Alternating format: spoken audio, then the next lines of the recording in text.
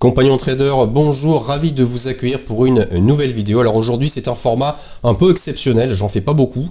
C'est un format interview, c'est un format où vous allez voir, je suis parti interviewer cette fois-ci un ami, quelqu'un que je connais depuis plus de 10 ans et qui est un peu à l'origine de mon parcours en Russie. J'espère que ce moment d'échange vous plaira. Avant de démarrer et de lancer le jingle, n'hésitez pas à vous abonner à la chaîne, à laisser un petit pouce noir et également à me laisser des commentaires. Si vous avez des questions d'ailleurs sur cet entretien, n'hésitez surtout pas à les poser, soit donc à moi ou soit à Alexandre, de toute façon qui lira les commentaires. Allez, je lance l'interview juste après le jingle.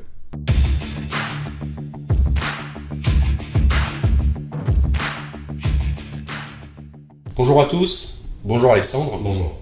Je suis ravi d'être ici chez toi dans tes bureaux en fait pour une interview, un entretien. Alors, pour expliquer en fait à nos auditeurs, je te connais depuis quand même assez longtemps puisque ça fait un peu plus d'une dizaine d'années, en tout cas que je suis en Russie et un petit peu plus que je te suivais. Alors, je te suivais en fait depuis la France. Et Alexandre, donc pour rappel, pour nos auditeurs, Alexandre en fait avait et a toujours, je crois, en fait un blog qui s'appelle Dissonance et qui expliquait un petit peu ce qu'était la Russie pour un étranger et je sais que ça fait pas mal d'années que tu es en Russie. Du coup en fait on va commencer cette interview, donc une interview supplémentaire pour parler de la Russie puisque c'est un pays que je connais un petit peu et où j'ai la plupart de mes relations. Donc pourrais-tu te présenter en quelques mots? Oui, alors en quelques mots je vais essayer. Donc Alexandre, j'ai 44 ans, ça fait maintenant 13 ans que je suis en Russie. Donc on parle en hiver quand on habite à Moscou, donc ça fait 13 hivers que je suis en Russie. Voilà, je suis marié, j'ai 2 enfants. Ma femme est franco-russe. Mes enfants sont franco-russes, ils sont dans le système scolaire russe. Principalement, j'ai une activité depuis 10 ans, maintenant depuis 9 ans, de chef d'entreprise. Donc j'ai créé et dirige un cabinet de recrutement qui s'appelle Atsal, qui accompagne les entreprises étrangères qui s'implantent sur le marché russe principalement. On travaille aussi sur des marchés autres que la Russie, que la France, la Russie, Chypre, l'Ukraine, mais principalement c'est une agence de recrutement. Donc on a 2 activités principales. La première, c'est qu'on fait du recrutement pour les entreprises étrangères. On recrute principalement des Russes, mais parfois des Français quand on a des demandes. Et puis j'ai une activité, on en parlera un peu plus tard, mais je fais aussi du coaching, du career consulting et de l'accompagnement. Donc pour permettre à des étrangers de s'implanter sur le marché russe. Pourquoi la Russie? Pourquoi tu t'es intéressé à la Russie il y a de cela 13 ans? Alors c'est une longue histoire. Je suis né dans le sud de la France, à Périgueux. Voilà. Et mes parents, en fait, mon père travaillait en Afrique. Il était entrepreneur en Afrique déjà. D'accord. Voilà. Donc j'ai quitté la France à l'âge de 15 jours. Je suis parti avec les parents vivre en Afrique. Et en Afrique, j'ai fait toute ma scolarité au lycée français, donc j'ai grandi en Afrique. J'avais aucun intérêt, au moment où j'ai passé le bac à 18 ans, aucun intérêt vers la Russie. Et puis je suis parti faire des études en France, à Bordeaux. Et de fil en aiguille, je me suis intéressé au monde extérieur, comme beaucoup de gens j'imagine. Et puis la vie m'a emmené dans de l'humanitaire en Serbie. Après la guerre de 1999, les bombardements américains, je ne sais pas pourquoi, mais je me suis retrouvé dans l'humanitaire pour la Serbie. Et de fil en aiguille, en allant en Serbie, ça m'a ouvert un petit peu les yeux sur la Russie, parce que quand on est en Serbie, sur le monde slave. Voilà, sur le monde slave, exactement, le monde orthodoxe slave. Et puis l'année d'après, en 2000, mon père a une mission professionnelle en Russie, à Moscou. Et en revenant, il m'a dit: tu verras, tu habiteras en Russie, à Moscou, ça va être la ville d'avenir. Bon, à l'époque, moi, c'était pas trop mon projet. Et donc, ça s'est avéré vrai. Et puis après, j'ai rencontré donc mon épouse qui est russe, mais qui réside en France. Et donc, on a finalement, fil en aiguille, déménagé en Russie en 2008. On s'est installé en Russie.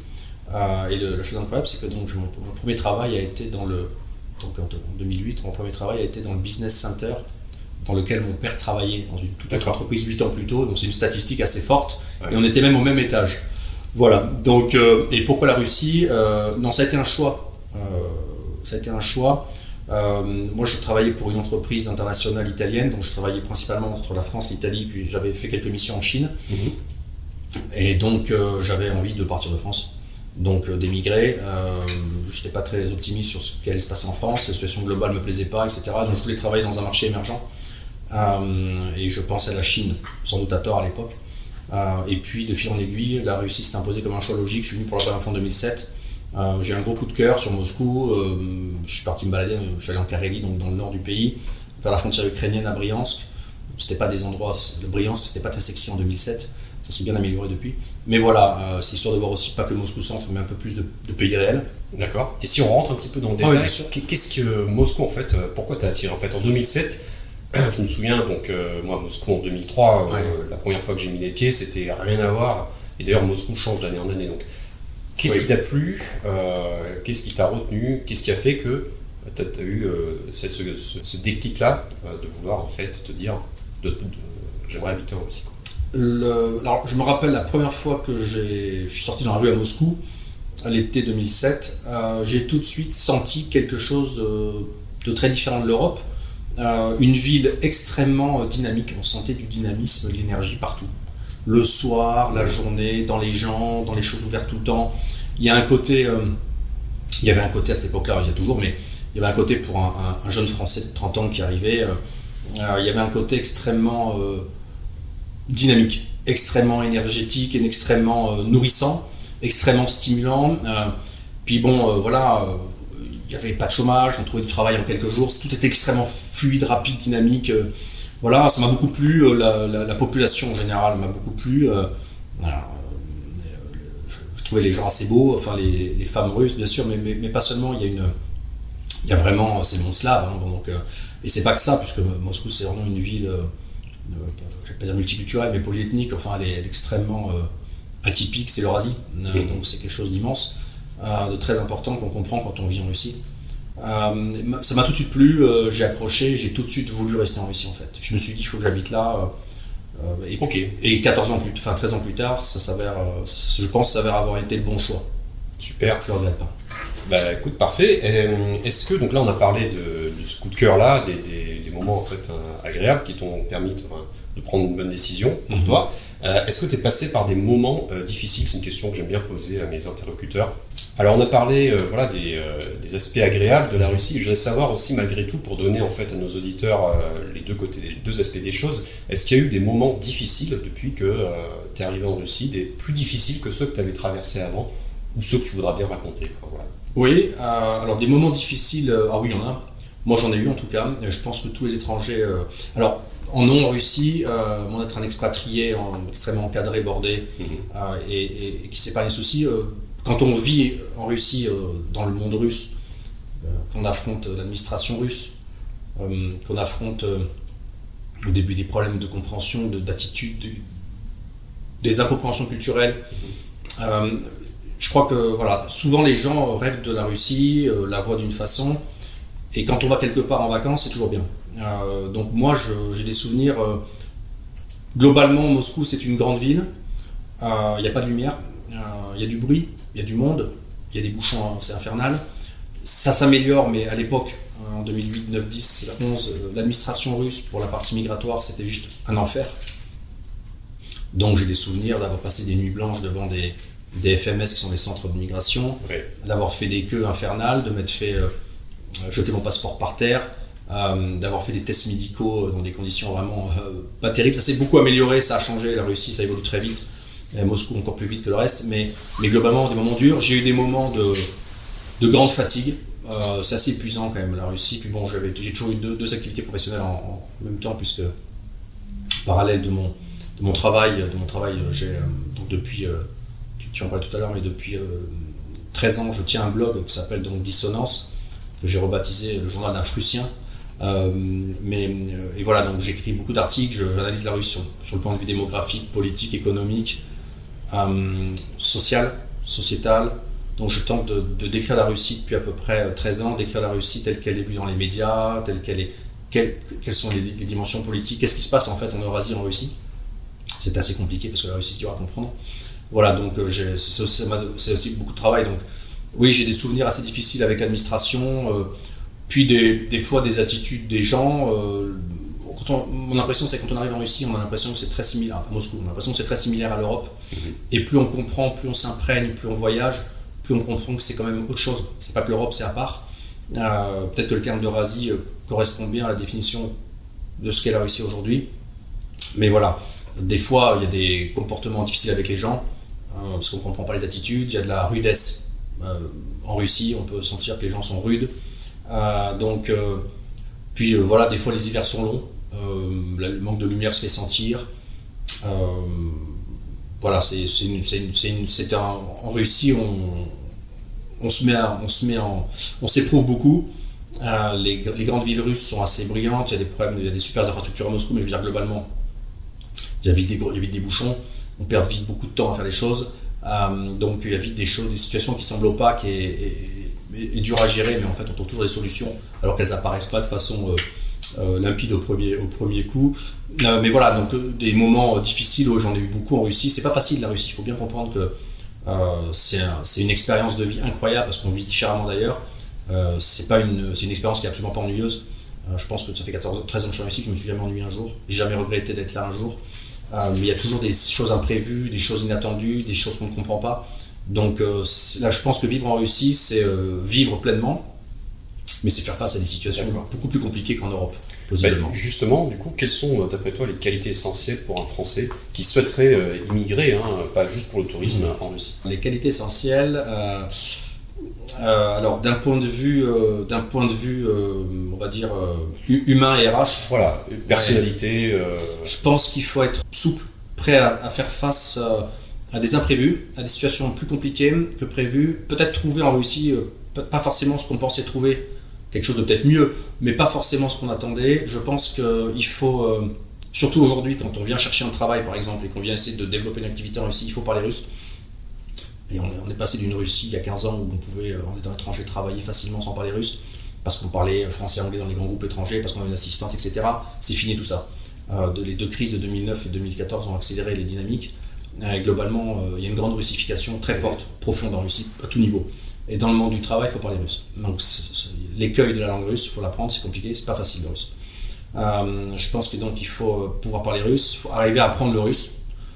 Il faut être capable, alors tout dépend où on vit en Russie, est-ce qu'on vit à Moscou Centre, est-ce qu'on vit dans une petite ville, est-ce qu'on vit à Kaluga, est-ce qu'on vit à Saint-Pétersbourg, donc évidemment c'est des Russies différentes, mais globalement il faut être prêt il faut être structuré, être dans le prévisionnel, dans le prédictif, il faut aller vite, faire les choses dès qu'on a l'opportunité pour les faire, pas perdre de temps, la législation change vite, les problèmes administratifs peuvent être vraiment des casse-têtes. On peut vite être dans des situations d'illégalité borderline et ne pas l'avoir vu arriver. Donc il faut s'imprégner aussi de la mentalité russe. Et quand même, quand on arrive à Moscou, on peut vivre un peu comme en Europe et être en surface. Et c'est pas ça en fait. Donc il faut, je pense, être souple, agile, capable de se remettre en question. Et il faut aussi arriver à trouver avant d'être entier, mais il faut trouver une activité économique, et ça c'est beaucoup compliqué en Russie. Alexandre, que penses-tu de la mentalité des Russes dans le cadre professionnel et ensuite personnel? Toi qui es dans le recrutement, tu vois autant des Russes que des Français, voire même plus de Russes, donc, oui.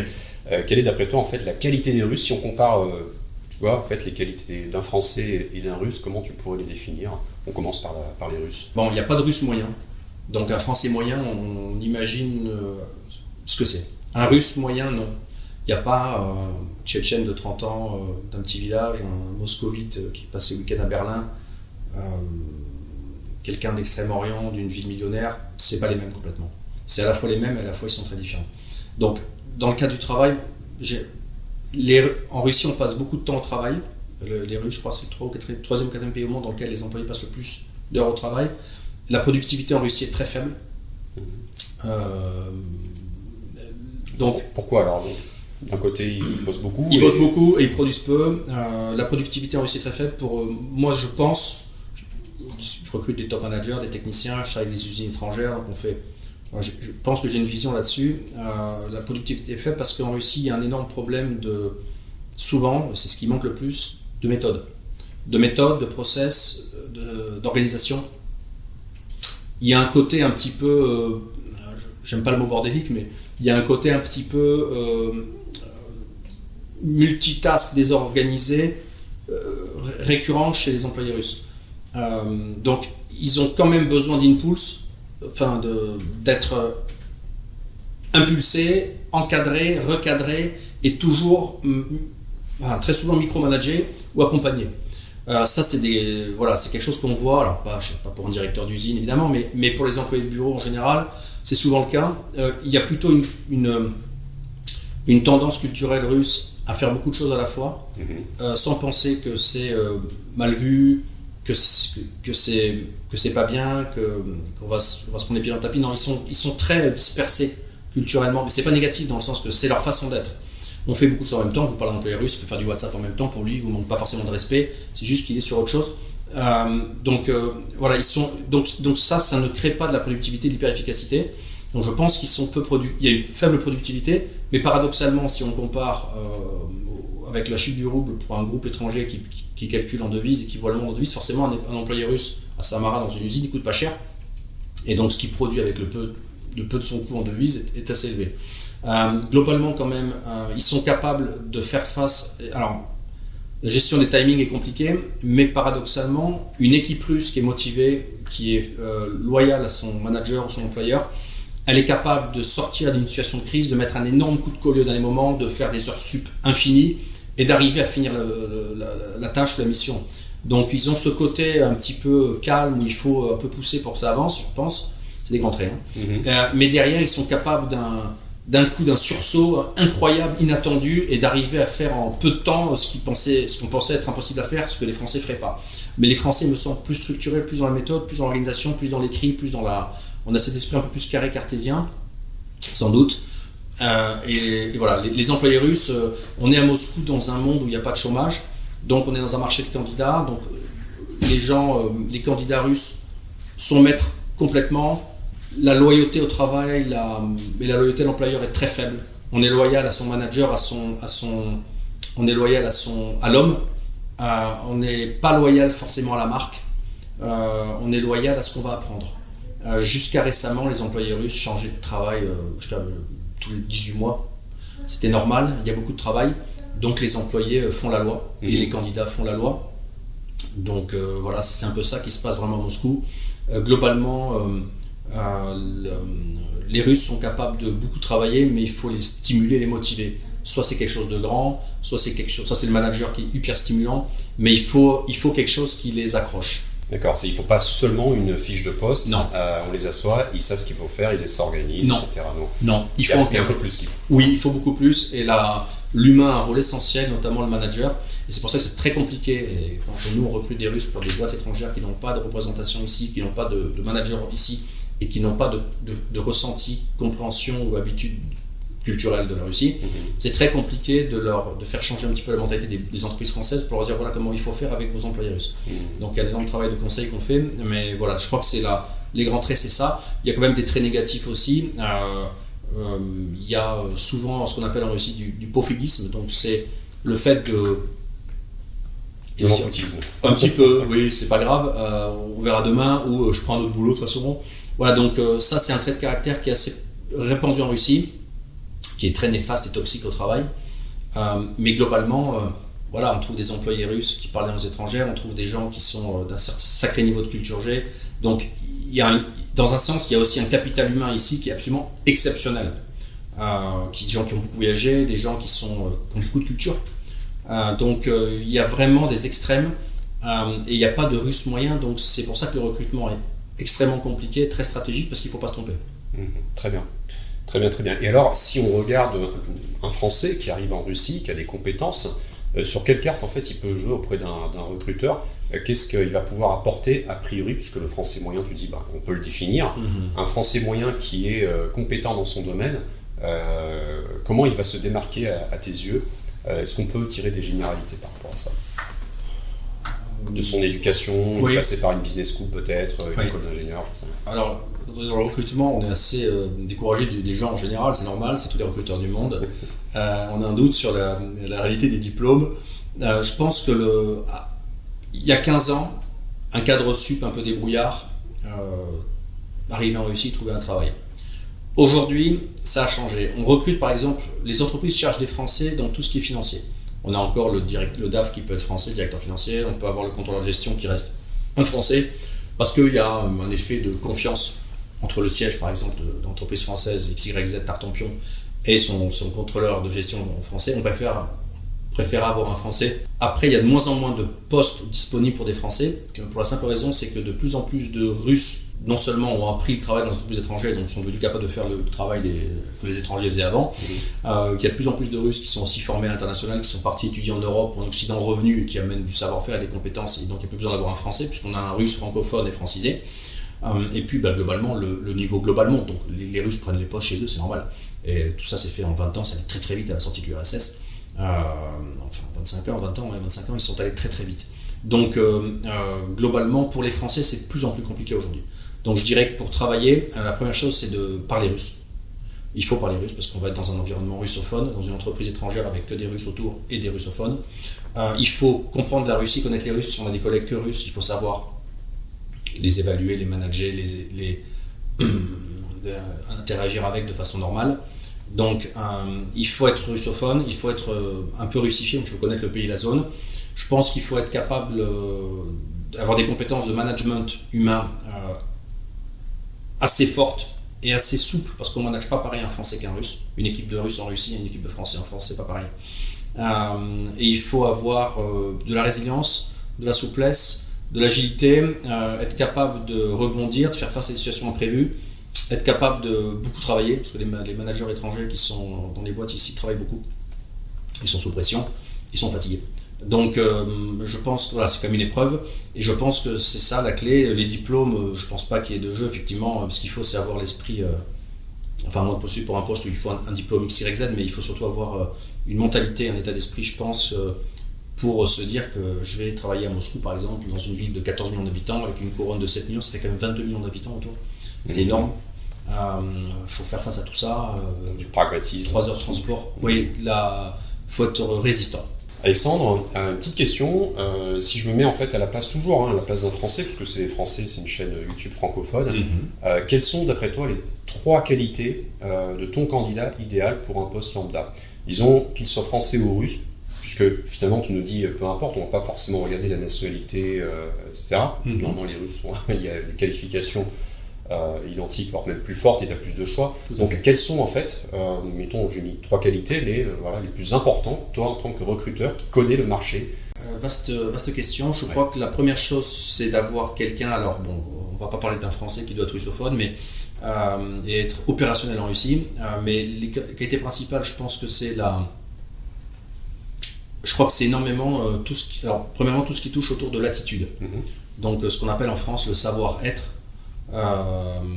Donc c'est vraiment l'attitude, savoir séparer le pro du perso, savoir se tenir, savoir se comporter au travail, voilà, tout ce qui touche à l'attitude, la motivation, savoir être à sa place. Voilà, l'attitude est très importante, c'est ce qu'on appelle en France les soft skills, donc c'est vraiment la capacité d'apprendre, la capacité de se remettre en question, d'évoluer, de se progresser, d'agréger, de se développer en permanence. La première chose, c'est ça, c'est vraiment la question d'attitude. La deuxième chose, c'est, je pense, la motivation. La motivation. Est-ce que cette personne vient chez nous parce qu'elle cherche un travail? Est-ce que cette personne vient chez nous parce qu'elle est motivée de venir chez nous? Alors, c'est très compliqué, évidemment, de... Si on développe un petit peu, parce que tu parlais justement du je m'en foutisme. Toi, tu dis, voilà, du coup, la motivation, pour moi, elle est essentielle. C'est ça? Oui, complètement. En fait, si on parle de Moscou, il y a du travail. Donc, quand on n'a pas peur du chômage, il est compliqué de s'impliquer dans un travail si on n'est pas caractère à vouloir s'impliquer au travail, parce qu'on sait que si on perd son travail, c'est pas grave, il y en aura un demain. Ça, c'est un élément clé. Donc, c'est une situation qui... en Russie, il y a un préavis de 15 jours pour quitter un travail, donc on peut vite changer de situation professionnelle. Je m'en vais. Quel est le préavis en Russie, d'ailleurs, quand on quitte un job, un CDI, l'équivalent? 15 jours. 15 jours. Ouais. 15 jours. En France, 15 jours ici. Donc, ça implique que l'entreprise, pour remplacer cette personne, sur un marché de pénurie où il n'y a pas assez de gens parce qu'il n'y a pas de chômage, officiellement on est à 0,5% à Moscou, il y a 400 000, aujourd'hui, le jour où il y a 400 000 emplois disponibles sur le marché moscovite, 400 000 postes à pourvoir, des vendeuses, des serveuses, des coursiers, des vendeurs, des commerciaux, des vendeurs en magasin de téléphonie, ça. Donc il manque 400 000 personnes, voilà, donc ça crée une tension terrible pour recruter.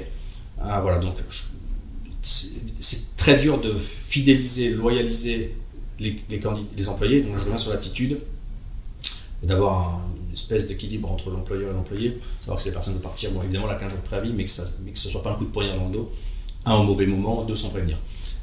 Donc voilà, je pense que les soft skills, l'attitude, la motivation, et je pense que derrière on fait face à deux choses, c'est qu'on recrute beaucoup pour des grosses PME françaises industrielles. Il n'y a pas de culture en Russie, il y a peu de culture en Russie chez les employés qui travaillent dans des petites entreprises. La culture de TPE n'est pas présente. La Russie est un pays de gros groupes, de corporations d'État à l'époque soviétique, et puis ça s'est maintenu. Donc la capacité d'un employé russe aujourd'hui, d'un candidat russe ou d'un Français qui arriverait en Russie, à pouvoir comprendre que dans une petite structure, il faut être hélicoptère, multitask, faire de tout, s'intéresser à tout, être polyvalent, tout checker. Voilà, peut-être que cette facette-là, qui se développe de plus en plus chez les Russes, mais chez les jeunes notamment, mais globalement, elle est plus dure à évaluer. Les Russes ont une culture de travailler dans des grands groupes où on est assez mono-activité. On a son poste et on ne touche pas ce qui se passe autour. Voilà, une chose importante, je pense aussi, ça va faire 4, mais une chose importante, c'est l'attachement d'une façon ou d'une autre à la marque. Évidemment, c'est sexy de travailler chez Google ou chez Gazprom parce que c'est un gros nom, mais pour les entreprises de plus petite taille, on va dire, se faire un nom et créer une marque en Russie est très compliqué parce que les Russes en général s'attachent pas à la marque, les employés russes. Donc il y a vraiment un aspect, une dimension très importante, c'est de trouver des gens qui sont à minima ou au maximum intéressés aussi par la marque de l'entreprise, et ça c'est un facteur de stabilité. Ils veulent travailler dans cette entreprise pour ces raisons-là, pour des raisons X, Y, Z. Ok, donc tu vas gratter aussi sur... on va gratter sur ça, et quand on recrute, nous on gratte aussi sur des choses beaucoup plus profondes qu'en France. On va gratter sur tout le background personnel et familial de la personne, puisqu'il est très déterminant sur la psychologie, la psychosociologie du candidat, chose qu'on ne ferait pas par exemple en France. On va chercher si la personne est d'une famille de gens qui ont travaillé dans l'État, pas dans l'État, dans des services ou pas dans des services, parce que ça va conditionner peut-être une forme d'éducation. On va chercher si les familles ont travaillé dans des choses, il y a eu de l'argent facile, est-ce que c'est des entrepreneurs, est-ce que c'est des employés. Tout ça va avoir des effets déterminants, plausiblement, ou en tout cas qui impactent beaucoup plus, sans doute, l'éducation et la personnalité du candidat. Et donc, c'est des choses qu'après nous on retranscrit aux Français. C'est très subtil à retranscrire, c'est l'interculturel. Mais voilà, en expliquant sur quoi ça devrait tendre. Et puis surtout, quand on audite des candidats, on essaie de comprendre leur parcours et projets professionnels qui souvent aussi très chaotiques. On change d'activité, on change de poste, on change de type d'entreprise. Les Russes, là-dessus, ont des expériences beaucoup plus croisées, transversales que les Européens. Et donc, ça, c'est très positif parce qu'ils sont beaucoup plus souples et ils rebondissent beaucoup plus, en fait. D'accord. Ouais, donc, c'est pas forcément non plus un critère limitant. Non. On le verrait en France. En France, si vous ne voulez pas travailler dans le luxe, bon, pourquoi vous voulez travailler chez L'Oréal ? Voilà. Alors qu'en Russie, c'est plus ouvert. C'est beaucoup plus ouvert. Ça tend malheureusement à se normaliser, au sens à s'européaniser, mais globalement, ça reste très différent de l'Europe. D'accord. Sur ce point. Alors, si on regarde aussi maintenant les principaux défauts des Français, donc tu reçois des CV français, j'imagine, souvent aussi, oui. C'est quoi des défauts qui reviennent typiques, justement, pour qu'on puisse travailler sur quelque chose? Si les Français nous écoutent, des Français qui sont intéressés par la Russie, c'est quoi les caractères qui sont un peu pénibles pour toi, qui, à mon avis, pas pénibles, mais disons, qui ne matchent pas assez avec le marché russe? Je pense que souvent il y a un problème de niveau de langue russe. Tous les gens qui sont arrivés, qui ont été expats, bien traités, qui maintenant sont désexpatisés, parce que c'est la tendance, et qui veulent rester en Russie, qui rentrent un peu plus en front dans le réel marché du travail, pour les étrangers, c'est compliqué. Donc, difficulté, défaut, on va dire, pour ces étrangers, je pense que le premier, c'est est-ce qu'ils connaissent bien la Russie? Est-ce qu'ils sont assez russophones? Ça, c'est souvent, peut-être qu'ils se surestiment là-dessus. La deuxième chose, c'est est-ce que les gens qui arrivent, qui nous contactent, par exemple, qui cherchent à travailler en Russie, souvent, ils se méprennent totalement sur... parce qu'ils c'est peut-être pas un défaut, mais ils se méprennent totalement sur ce qui valent réellement en valeur sur le marché du travail aujourd'hui. Qu'est-ce qu'on peut leur proposer comme travail? Donc il y a un mismatch. Ils sont surtout généralement une trop haute idée d'eux-mêmes. C'est pas à tort forcément, mais voilà, ils s'imaginent que le marché du travail russe est comme ça ou comme ça, et il n'est pas comme ça ou comme ça. Donc il y a un mismatch, il y a souvent quand même les Français arrivent avec une façon de faire à la française. Quand on est français, on a nos défauts aussi, et on a quand même une tendance, les Français, quand on arrive ailleurs, à vouloir expliquer comment il faut faire. Et parfois ça marche pas. Donc ça marche pas partout. Voilà, je pense qu'il y a une énorme... souvent il y a un problème de rigidité comportementale, on revient sur le savoir-être, mais une rigidité comportementale à mon avis un peu excessive chez beaucoup de Français. La Russie, ça nécessite de ne pas attaquer en front, mais toujours de bypasser. On ne peut pas se heurter à la Russie ou aux Russes en front, ça ne marche pas à n'importe quel niveau. Donc il y a souvent, peut-être qu'il manque chez beaucoup de Français qui arrivent, cette espèce de capacité de comprendre ça. C'est peut-être normal quand on n'a pas assez vécu en Russie ou qu'on n'a pas vécu en Russie. Mais ça manque. Il y a souvent un problème de langue russe. Il y a souvent peut-être un esprit très franco-français qu'il faut un peu fissurer en grattant pour mieux se fondre un petit peu dans l'écosystème global, économique, social, climatique, mais s'adapter. Et je pense quand même que, on va pas le cacher, ici je pense qu'il faut habiter à Moscou, je pense que c'est l'un des meilleurs endroits à habiter aujourd'hui. Mais je pense qu'il ne faut pas arriver à Moscou aujourd'hui en pensant qu'on va vivoter. Moi j'ai des gens qui me contactent en disant oui mais je vais bossouiller, je vais profiter de la vie en Russie, et ça marche pas. Ici il faut pas être pauvre, en Russie en général il faut pas être pauvre, on vit pas très bien quand on n'a pas d'argent, on est vite face à des problèmes de médecine, des problèmes de logement, on est mal logé, on se prend des transports excessifs, on mange pas forcément bien. Donc il faut arriver en Russie en étant aussi, je pense qu'il faudrait que les Français, il faut arriver en Russie avec un projet, et il faut essayer de comprendre combien d'argent on peut gagner, combien on vaut sur le marché, et qu'est-ce qu'on aura en vie, en niveau de vie, et en pouvoir d'achat bien sûr, mais en niveau de vie réel, qu'est-ce qu'on aura en Russie. Je pense à des gens qui m'ont contacté à ça en disant on va s'arrêter dans le sud du pays, en gros et du soleil, avec d'amour et d'eau fraîche et de lumière. Non, ça marche pas comme ça. En Russie, on n'est pas en Europe de l'Ouest avec des systèmes sociaux sécurisants et encadrants, donc ici il faut survivre. Donc ça c'est quand même quelque chose sur lequel je pense qu'il y a vraiment, nous on intervient beaucoup quand on fait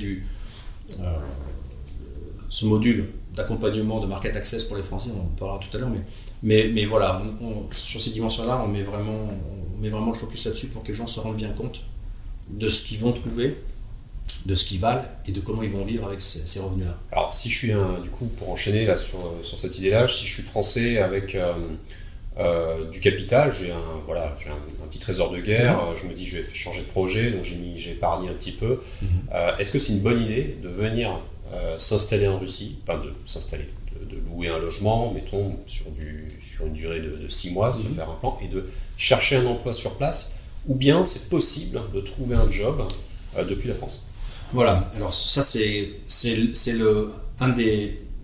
peut-être la pierre angulaire du module de Career Consulting qu'on fait pour les Français, c'est de leur faire une espèce de marchroute, de parcours pour s'installer en Russie.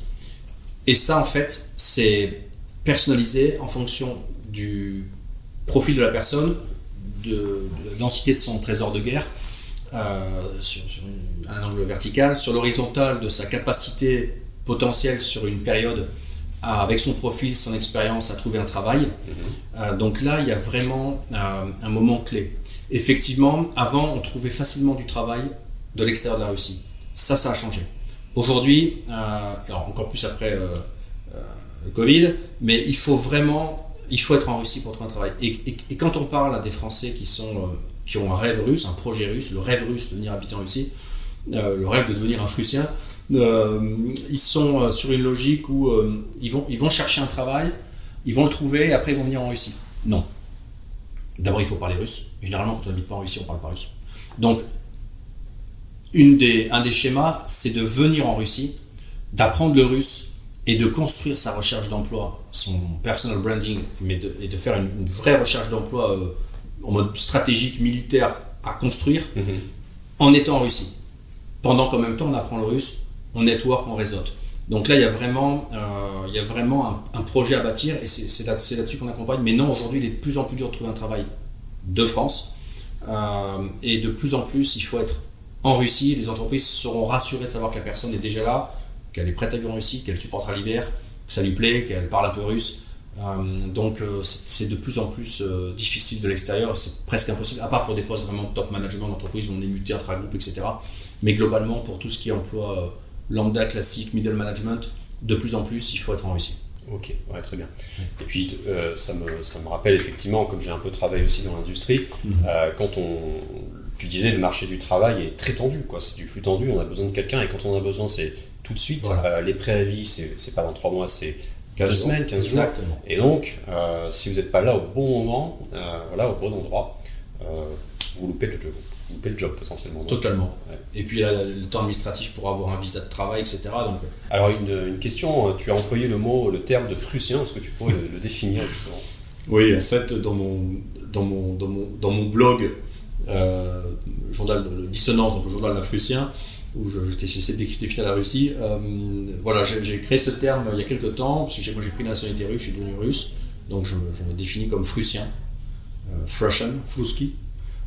Russe, et donc j'ai commencé à publier que j'étais prussien et beaucoup de gens m'ont écrit en me disant mais c'est un terme génial, nous aussi on voudrait être prussien. Voilà, alors je leur ai dit il faut venir en Russie, d'où le fait que j'ai développé en fait ce module que je suis en train de finir de rebrander, qui va être le module pour devenir un prussien. L'idée c'est d'aider des Français, des francophones, mais pour l'instant c'est majoritairement des Français, des Belges, des Suisses, c'est des gens qui parlent français, qui ont envie de s'installer en Russie, déménager pour un projet personnel, professionnel, motivation peuvent être culturelle, religieuse, politique, économique, sociale, amoureuse, bon, chacun a ses raisons. Puis il y a des gens qui aiment la langue russe, qui aiment la culture russe, etc. Donc l'idée c'est de créer en fait un pont entre la France et la Russie, mais cette fois-ci un pont pour permettre à des individus, à des personnalités, à des personnes de s'installer en Russie, sachant que la Russie ça change vite. Trouver de l'information claire, juste et up-to-date, c'est compliqué. Ça reste confus. Il y a beaucoup plus d'infos aujourd'hui qu'il y en avait quand je suis arrivé, quand tu es arrivé, je pense. Mais globalement, c'est dur à synthétiser, c'est dur d'avoir la compréhension du milieu économique, professionnel, du marché de l'emploi, d'avoir une vision claire sur les étapes pour les visas. Quand on a une copine, comment ça se passe, quand on a des enfants et qu'on vient, comment ça se passe, l'école russe, comment ça marche. Plein de Français qui mettent leurs enfants à l'école russe. Donc l'idée c'est de donner à ces Français en fait une vision vraiment maximale sur qu'est-ce qu'on peut faire, comment c'est de vivre à Moscou. Moi je pense qu'il faut passer par Moscou pour arriver en Russie, parce que je pense que Moscou est un filtre de très haute qualité déjà au sens de la vie en Russie, mais qui permet aussi de s'habituer à des particularités russes qu'il n'y aurait pas en Europe. Je pense que de toute façon la vie en général à Moscou est extraordinaire. La ville est de mieux en mieux, chaque année ça évolue, ça mute, ça change, ça s'améliore, enfin chaque année je trouve que la ville est mieux, mais voilà, je pense que le hub de décontamination on va dire et de russification, je pense que ça doit être Moscou, et aussi parce que toutes les entreprises étrangères, 90% ont leur siège en fait à Capitale, et que pour trouver un travail globalement il y a 90% des chances que ce soit à Moscou, un peu sympathique, mais c'est là que ça se passe. Après, quand l'étranger s'est intégré, s'est russifié, a appris le russe, a lancé une activité, devient autonome dans l'écosystème, dans l'écosystème environnement russe, à ce moment-là, je pense que lui aussi, de par ses goûts, de par sa personnalité, peut se dire tiens, je quitte Moscou, je vais ailleurs, j'ai envie d'aller dans le sud du pays, à Krasnodar, parce qu'il fait beau. J'aime Saint-Pétersbourg pour des raisons CRS7, vivant en Carélie. Quand il est devenu prussien. Il est devenu prussien, voilà, exactement, quand le niveau de prussianité est assez élevé, qu'il est autonome, il va à Vladivostok, qui est une super ville, que j'ai visité, vraiment j'ai adoré. Il va en Novosibirsk, parce que c'est la Sibérie, etc. Donc, mais voilà, je pense que passer par le sas de Moscou est bon, et aussi parce qu'en arrivant on ne parle pas russe, qu'à Moscou, on peut rencontrer des Prussiens, on peut rencontrer des Russes qui parlent français. Donc, on a cette espèce d'étape intermédiaire avec des étrangers russifiés ou des Russes européanisés sur le plan linguistique culturel, et que donc, on a ces premiers contacts, on n'est pas isolé complètement. Il faut bien comprendre quand même que quand on est tout seul, qu'on arrive, qu'on ne parle pas russe, dans des villes russo-russes où il y a peu d'étrangers ou peu d'Européens, on est vite seul. Ça peut quand même être vite compliqué de faire face à un tas de situations. L'hiver peut être long, et donc, moi, je pense que l'intégration en Russie, elle doit passer par Moscou. C'est ce que je conseille en tout cas aux gens. Alors revenons en fait sur l'étape du recrutement. Quel est d'après toi en fait le plus difficile à évaluer entre un Français et un Russe pour un même poste? Ça dépend quand même des profils et du poste. On va dire que globalement pour un Français, les Français sont toujours un peu plus lisibles, de par la particularité française, de par le fait qu'un Français c'est un peu plus, on va dire, voilà, la boîte un peu plus framée, définie, standard. Un russe, beaucoup moins. Donc là, c'est là que quand on fait du recrutement, le fait d'avoir des années de vie en Russie, d'être dans le monde russe, de fréquenter des Russes, c'est important parce qu'on détecte des choses. Non, pour un Français sera toujours plus lisible, alors qu'un Russe, il faudra toujours plus creuser, il y aura toujours... Et plus de caractère, les Russes sont un peu plus versatiles que les Français, plausiblement. Un peu plus, il y a plus de fantaisie, donc on sait que potentiellement, on imagine quelle peut être la trajectoire du Français. Le Russe, on ne sait pas quelle peut être sa trajectoire, elle peut être inattendue, surprenante, beaucoup plus rapide. Donc il y a toujours cette espèce d'inconnu quand on recrute un Russe.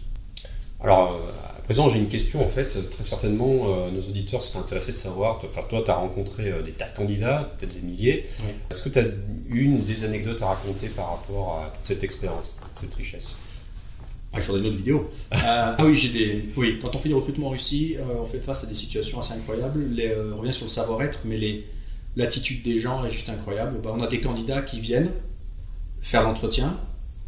En général, on a des candidats qui ne viennent pas, ils disparaissent, ils ne viennent pas. Parce qu'ils ont oublié, ils ont pensé à autre chose, puis ils sont pas stressés, puis ils ont notre entretien le lendemain, que d'autres boîtes, de toute façon, il n'y a pas d'inquiétude. On a du ghosting, des gens qui disparaissent. Simplement parce qu'ils font autre chose. Russe et versatile. On a, mais c'est pas ennuyeux, on a des candidats qui viennent aux entretiens, nous parlent, et puis finalement, finalement ça m'intéresse pas. Donc il abrège l'entretien. Ouais, terminé. Merci beaucoup. Okay. On a des candidats qui se présentent pas au boulot le premier jour, parce qu'ils ont un événement personnel qui jugent plus important. On a des candidats qui, le premier jour, nous disent non, finalement ça me plaît pas, ils ne sont pas sympas, je m'en vais. Donc on est toujours dans une inconnue de comportement. On a des candidats qui... bon, ça a changé, mais on a des candidats qui sympathisent tout de suite, qui rentrent dans une relation hyper professionnelle, plutôt personnelle avec le recruteur immédiatement. Donc, mais d'un côté, c'est pas forcément négatif, c'est beaucoup plus humain, vivant, il y a beaucoup plus de champs d'options, mais le russe, c'était quand même quelque chose... Le candidat russe à Moscou sur un marché avec peu de chômage est quand même un élément extrêmement imprévisible. Tout peut arriver. Et des anecdotes, oui, j'en ai des choses incroyables, mais je veux dire, on a des gens qui viennent, qui sont absolument pas compétents pour un poste, mais qui sur le CV laissent penser que, et puis on s'aperçoit que c'est pas du tout ça. J'ai eu des candidats avec des faux CV, j'ai eu des gens qui m'ont dit ah non, dans telle entreprise, j'ai vu, il y a des gens de telle, je sais pas, confession religieuse ou nationalité, je pourrais bosser avec ces gens-là. Donc il y a une totale liberté d'attitude, de comportement, de parole, de pensée, où les gens font ce qu'ils veulent un peu. Ils sont libres, ils sont souverains chez eux. Même le candidat qui cherche un boulot est souverain, il fait ce qu'il veut un peu. Donc voilà, après, on est toujours dans l'inattendu, mais globalement, il y a beaucoup de candidats incroyablement bons qui arrivent, qui postulent, des gens surprenants qui parlent bien anglais, bien français, qui sont jamais en France. Donc il y a vraiment des extrêmes dans tous les sens et on ne sait jamais à qui on va avoir affaire. Donc le recrutement en Russie reste un métier difficile, important pour les entreprises étrangères, à mon avis, sous-estimé, l'importance c'est sous-estimé. Mais on est toujours dans l'humain, et un humain qui est extrêmement versatile et imprévisible. Donc on est toujours dans les grandes émotions. Une journée de recrutement en Russie, je dis toujours à Moscou, ça vaut 3 ou 4 jours de recrutement dans une ville de province française. Au niveau des surprises, de l'énergie, de la fatigue et du stress. Du coup, à ce que je comprends, donc, tu t'ennuies pas vraiment dans ton métier, pas mal de profils très différents, des gens qui ne sont pas forcément très éduqués, certains au process de recrutement, à la norme, et d'autres au contraire. Donc bref. Est-ce que tu te plais en fait en Russie, dans ton domaine professionnel? Est-ce que tu t'y verrais vivre durant les 10 prochaines années? Oui, le recrutement est un métier très compliqué en Russie, ça mute très vite partout, et en Russie encore plus vite. Parce que les problèmes russes, les problèmes de l'Europe sont les problèmes russes d'aujourd'hui, c'est-à-dire qu'en fait, pénurie de candidats, défaut d'attitude, shortage humain, etc. Donc, faire du recrutement, oui, parce que je pense que mon expérience et mon savoir-faire augmentent et capitalisent chaque année un peu plus. Et je suis conscient à quel point il y a de l'incompréhension forte entre le marché du travail, les candidats et les employeurs. Il y a un mismatch global, une misunderstanding, enfin des incompréhensions totales. Et je pense que peut-être que l'agence de recrutement ou le recruteur à l'avenir a peut-être une autre mission, un autre job, ça va être repluguer, de faire du matching sur des critères un peu différenciés, augmenter. Mais donc, je pense que je ferai du recrutement, je resterai dans le secteur des ressources humaines et de l'humain, parce qu'en plus c'est passionnant, et en rencontrant des Russes, je comprends chaque jour un peu mieux la Russie et les Russes. Habiter à Moscou, en Russie, oui, je partirai plus jamais de Russie, j'espère. Ça a été le bon choix. Je parle de Moscou, je voyage beaucoup en Russie. Pour l'instant, je ne me vois habiter qu'à Moscou. Mes enfants sont à l'école à Moscou, évidemment, je grandis ici. Je suis moscovite, mais oui, je ne me vois pas habiter ailleurs qu'en Russie aujourd'hui. Tant que je suis russien, je pense qu'il faut habiter en Russie, je pense qu'il faut venir habiter à Moscou. Je pense qu'il y a du potentiel énorme. Évidemment, c'est plus comme avant, c'est plus dur pour un étranger. Évidemment, il faut apprendre le russe, c'est pas une foule. Évidemment, il faut trouver un marché de niche, il faut spécialiser. Mais globalement, le pouvoir d'achat, dès qu'on a un peu de revenus ici, le pouvoir d'achat est quand même bon. On peut bien vivre, je veux dire, avec de l'argent, on vit bien, l'immobilier est un peu cher, mais je veux dire, globalement, on a beaucoup d'argent en cash à dépenser, c'est une ville de service, donc il y a beaucoup de choses qu'on peut payer, soit pour les hommes ou les femmes, donc le service c'est pas cher en Russie, donc ça augmente beaucoup le confort de vie, et je pense que voilà, les 8 dernières années à Moscou, on a vu le changement de la ville, elle a muté. Ils vont faire les élections récemment, et le slogan du parti au pouvoir c'était de dire on va faire la meilleure ville du monde. Et moi je pense que Moscou peut dans 10 ans être une meilleure ville où habiter, c'est déjà peut-être le cas, mais je pense que le statut de meilleure ville où habiter va augmenter. Donc je pense qu'il faut venir habiter en Russie. La Russie est un pays d'avenir, avec des fondamentaux économiques très sains quand même, il y a encore beaucoup de place. Le pays est grand, mais je veux dire, même d'un point de vue économique, il y a encore des niches à occuper, il faut savoir les attraper. Mais pour ça, il faut se russifier. Il faut apprendre le russe, il faut venir en Russie, et il faut apprendre la Russie. Alors Alexandre, une dernière question qui me vient, en fait on a beaucoup parlé des candidats, on peut parler de Hatsal en tant que société, et c'est une société que tu as fondée, tu as été finalement assez peu salarié en Russie, tu as très vite monté ton business, et non sans difficulté je crois d'ailleurs, ça a eu des hauts débats. Parle-nous un petit peu de cette activité-là, et quelles sont les ramifications de cette activité, est-ce que tu fais que du recrutement, est-ce qu'il y a d'autres choses ? Alors, effectivement, j'ai été salarié 4 ans ici, et le reste du temps, 9 ans, j'ai été à mon compte. Donc Hatsal est une entreprise que effectivement, j'ai créée, on a co-créé avec mon épouse, on travaille ensemble. C'est une entreprise qui a une activité principale, c'est du recrutement. Donc là, nos clients sont des entreprises pour lesquelles on recrute des employés, du capital humain, donc des Russes ou des Français ou autres, principalement des Russes et après des Français. Ça c'est l'activité principale, et depuis 2015, en fait, j'avais commencé en 2015, j'ai de plus en plus de demandes, et ça s'est accéléré depuis le Covid. C'est d'aider en fait des Français qui veulent habiter en Russie, des Français de tout profil, tous horizons, de tout parcours. Donc en le faisant peu à peu, en réfléchissant, en comprenant, en suivant les évolutions de la société, du temps, des choses de la Russie, j'ai mis en place un module assez unique, qui est un module de career consulting, mais qui est un module de market access, qui permet en fait d'accompagner les Français, on va dire, francophones principalement actuellement, surtout des Français, un peu des Belges et des Suisses, mais surtout des Français, c'est des gens qui veulent s'installer en Russie. Alors ça peut être un homme cadre sup, ça peut être quelqu'un qui est en pré-retraite, ça peut être une famille, ça peut être des femmes seules. J'ai des cas récemment. Donc là, le module en fait touche un peu à tout.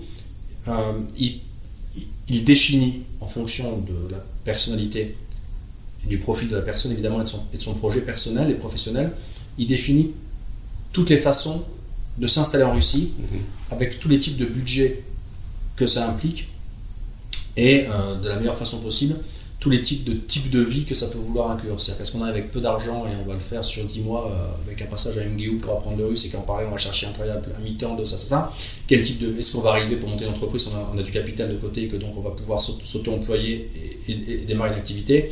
Est-ce qu'on veut chercher avant tout un emploi de salarié? À ce moment-là, je vais aider la personne à bâtir une recherche d'emploi absolument sur mesure en Russie en fonction de son profil, etc. Donc là, c'est vraiment faire tous les types de parcours potentiels pour s'installer en Russie, et d'accompagner les gens, sachant que la Russie change vite, que le cadre légal change vite, que c'est vite compliqué, qu'il y a le Covid, c'est particulier, mais je veux dire globalement, les choses sont les types de visas, quel visa on peut avoir, de quel visa on passe, comment est-ce qu'on réside, comment est-ce qu'on a des papiers, séjour de résidence, comment est-ce qu'on va à la nationalité, une fois qu'on est citoyen, qu'est-ce qu'on fait, comment on inscrit ses enfants français à l'école russe, comment est-ce qu'on gère un enregistrement, une propiska, etc. Donc tout un tas de choses un éventail de choses à prendre en compte, combien ça coûte, quel type de salaire on peut avoir, où est-ce qu'on va être logé, comment on va être logé, donc le choix du quartier, la localisation, enfin voilà, on accompagne les gens sur toute la dimension que peut, au maximum en tout cas, que peut comporter le fait de s'installer en Russie, sur le fait d'aller en Russie, et une fois en Russie surtout, d'arriver à rester en Russie. Alors ça c'est disponible en fait comme module d'accompagnement? Oui, c'est disponible, je le fais déjà. Les grandes difficultés qu'il faut comprendre pour un étranger, c'est de trouver une activité économique professionnelle en Russie. C'est pas facile de bosser en Russie. Enfin, je veux dire, il faut se battre, il faut cibler, il faut être... c'est comme ça. Ou alors il faut parler très bien russe. Donc il y a ces deux choses qui sont toujours en train de ils marchent en parallèle. Et la deuxième chose, c'est qu'il faut pouvoir rester en Russie. C'est-à-dire que si on est employé, on a un visa de travail, mais on est très rapidement menaçable. En cas de perte de travail, on perd le visa. Donc tout est très, très compliqué et il faut avoir tout ça en tête. Donc effectivement, les deux difficultés, c'est quand même aujourd'hui d'apprendre le russe, trouver un travail ou une activité, gagner un peu d'argent suffisamment pour pouvoir vivre suffisamment bien en Russie, parce que suffisamment, c'est important. Si c'est pas suffisamment, on est vite mal en Russie. Je répète, c'est pas un pays où il faut être pauvre. Et donc surtout à Moscou. Et le fait de gérer la partie administrative, que ce soit au début quand on est en visa ou après quand on devient citoyen, enfin résident fiscal, résident temporaire, résident permanent, puis citoyen survolé à la nationalité, parce que maintenant on peut devenir citoyen russe sans perdre sa nationalité française. D'accord. Est-ce qu'il y a d'autres activités éventuellement que tu proposes? Alors on fait de plus en plus maintenant de conseils, c'est plutôt pour les entreprises. On faisait un peu pour les gens, mais on fait pour les entreprises de plus en plus. C'est du conseil sur zone, c'est-à-dire vraiment d'expliquer un petit peu aux entreprises quelle est la réalité de la Russie aujourd'hui, quel est le marché de l'emploi, les plages de salaire, le type d'employé, le cadre légal, etc. C'est du pré-market access pour une entreprise qui n'a pas mis les pieds en Russie en fait. Mais comme je suis entrepreneur à mon compte et qu'en parallèle j'ai une activité, je suis donc de façon bénévole, mais le vice-président du comité PME-PMI, la Chambre de commerce française à Moscou. Donc on fait ça aussi, c'est une activité plutôt là de conseil, d'accompagnement et de faire intervenir aussi des Français, chefs d'entreprise ou autres, qui racontent leur histoire, qui racontent leur projet en Russie, comment est-ce qu'ils ont ouvert une usine, comment est-ce qu'ils ont ouvert un projet. L'idée c'est vraiment d'essayer de démystifier la Russie, et que ce soit pour les entreprises ou les particuliers dans le cadre de mon activité de career consulting, c'est vraiment donner des clés pour venir en Russie et pas se planter. Écoute, merci beaucoup Alexandre de m'avoir accueilli. Merci Guillaume. Voilà, dans vos bureaux. Je vais mettre le lien de ton entreprise dans la description de cette vidéo. Parfait. Merci encore pour cet échange, j'étais ravi. Donc n'hésitez pas en tout cas à mes auditeurs, ceux qui souhaitent poser des questions à Alexandre, donc soit je laisserai l'adresse email tout simplement en description. Qui m'écrivent avec grand plaisir. Voilà, et puis n'hésitez pas à poster des commentaires sous la vidéo. Voilà, cette vidéo est à présent terminée. J'espère que vous avez eu autant de plaisir à la regarder que moi en fait à mener cette interview. Vous verrez en description de cette vidéo plus d'informations, notamment sur ce que propose Alexandre, et également son journal, son blog, qui s'appelle le journal d'un Prussien. Moi, de toute façon, je vais vous retrouver pour la vision marché. C'est une vision marché que j'envoie donc le samedi soir. Également, vous n'oubliez pas que pour les personnes qui découvrent ma chaîne, vous avez donc mon site, graphtrading.com, si vous souhaitez vous former ou vous perfectionner. Et évidemment, donc la chaîne YouTube avec plein de vidéos. J'en dois en avoir à moins une 70 ou 75 déjà, depuis un an. Pour Alexandre, je vais terminer par ça. Donc pour en savoir plus sur son parcours et ses services, donc vous avez son site, puisque Alexandre est un professionnel dans le recrutement et également dans le consulting pour toutes les personnes qui souhaitent s'implanter en Russie. Vous avez également donc au sein de ce site-là un espace avec un module qui s'appelle Career Consulting. Et puis pour les passionnés de la Russie si vous souhaitez juste en savoir plus sur la Russie, sur la démographie, sur la politique intérieure, sur plein de sujets, moi je vous recommande parce que c'est comme ça que j'ai connu Alexandre il y a de cela au moins 13-14 ans, quand il avait un journal justement qui s'appelait Dissonance. C'est le journal qui a été renommé comme ça, journal d'un Prussien. Et donc voici le lien, donc alexandrelatsa.ru. J'espère que ces éléments vous plairont. N'hésitez pas à me faire des commentaires pour me le dire, voilà, en commentaire de cette vidéo. Je vous souhaite un magnifique week-end et je vous dis à la semaine prochaine. Ciao.